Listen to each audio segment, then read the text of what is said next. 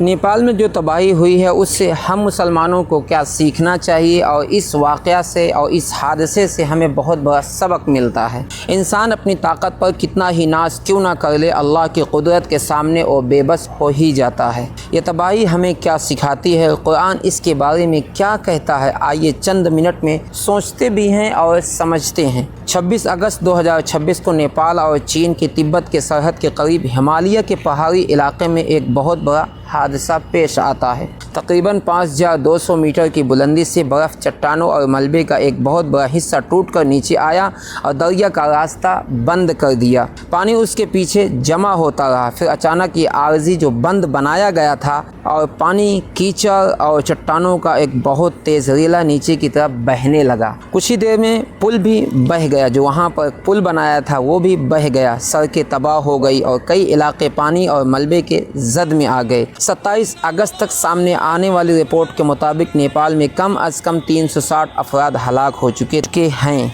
जबकि नेपाल और तिब्बत में 1000 से ज़्यादा अफराद के लापता होने की इत्तला भी है। कई ख़ानदान अपने प्यारों को तलाश कर रहे हैं और इमदादी टीमें मुसलसल लोगों को बचाने और लापता अफराद को तलाश करने में मसरूफ़ है। लेकिन ख़तरा अभी भी मुकम्मल तरीके से ख़त्म नहीं हुआ है। हुकूमत की तरफ से कोशिश की गई है, लेकिन दोबारा से जो वहाँ का बांध बनाया गया था टूटने का उम्मीद लगाया जा रहा है। मलबे की वजह से पहाड़ों में कुछ नई झीलें और आर्जी बंद बना दिया गया है, लेकिन उनके टूटने का दोबारा अभी भी अंदेशा लगाया जा सकता है। अब ज़रा सा सोचिए, इंसान अपनी ताकत पर इतना नाज करता है, इतना अपनी ताकत पर भरोसा करता है, अपनी टेक्नोलॉजी पर कितना भरोसा करता है, अपनी तरक्की को देखकर समझता है कि बहुत कुछ अपने काबू में कर चुका है, लेकिन अल्लाह की कुदरत का एक मंजर इंसान को उसकी हकीकत, उसकी औकात याद दिला देता है। पहाड़ अल्लाह का है, पानी भी अल्लाह का है, ज़मीन अल्लाह का है और हमारी जान भी उसी अल्लाह की है। अल्लाह चाहे तो पहाड़ से बर्फ़ और चट्टानें नीचे आ जाएं, अल्लाह चाहे तो पानी अपने रास्ते में आने वाली हर चीज़ को तबाह और बर्बाद कर दे, और अल्लाह चाहे तो इंसान की बनाई हुई बड़ी सी बड़ी चीज़ चंद लम्हों में ख़त्म कर दे।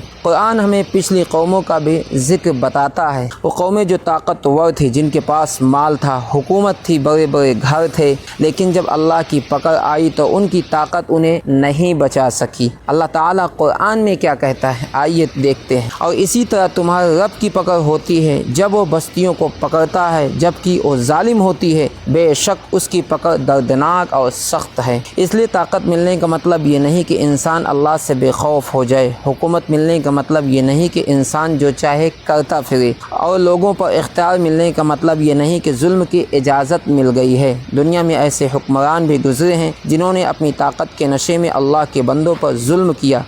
किसी ने लोगों को दबाया, किसी ने इबादत से रोका, किसी ने मस्जिदें और दीनी जगह गिराने की कोशिश की, किसी ने मुसलमानों को कमज़ोर समझा। लेकिन तारीख़ गवाह है, जुल्म की ताकत हमेशा नहीं रहती। बादशाह चले जाते हैं, हुकूमतें ख़त्म हो जाती हैं, लश्कर भी ख़त्म हो जाता है, लेकिन अल्लाह हमेशा बाकी है, बाकी रहेगा। और अल्लाह सब कुछ देख रहा है, हर चीज़ जानता है। इसलिए जो लोग आज अपनी ताकत के नशे में दूसरों पर जुल्म करते हैं, उन्हें याद रखना चाहिए कि अल्लाह की पकड़ से कोई भी बच नहीं सकता है। कितनी भी आप ताकत आपके पास हो, कभी भी नहीं बच सकते हो। ये बात सिर्फ दूसरों के लिए नहीं है, ये सबक हमारे लिए सबसे अहम है। अगर रिस्क दिया है तो अल्लाह का शुक्र अदा करो, अगर घर दिया है तो अल्लाह का शुक्र अदा करो, अगर अमन दिया है तो शुक्र अदा करो। सबसे बढ़कर अल्लाह ने हमें ईमान दिया है तो उसकी कदर करें, नमाज की पाबंदी करें, अल्लाह को याद करें, गुनाहों से बचे और अल्लाह के अजाब से डरते रहें, साथ ही उसके रहमत से उम्मीद रखें, क्योंकि हम नहीं जानते कि हमारी ज़िंदगी का आखिरी दिन कौन सा है।